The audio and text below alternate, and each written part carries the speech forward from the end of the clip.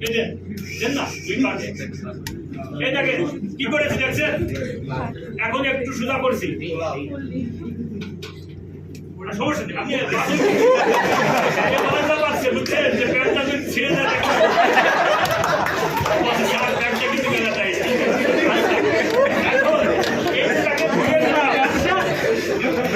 তাকে কিন্তু আমি ঘুরিয়ে ফেলেছি কেন বলেন তো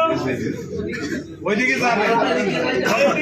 যাইতে পারবো আপনারা বুঝেন বিষয়টা কিন্তু সহজ না ওইদিকে যাওয়ার জন্য ঘুরাই ফেলার আমরা যখন আমি এবার এরপর থেকে আমি নিজে ঘুরে গেলাম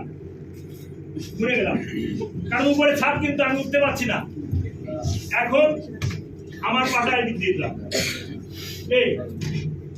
আমি চলে আসবো বুঝছেন এবার তো দিয়ে দিলাম ঠিক আছে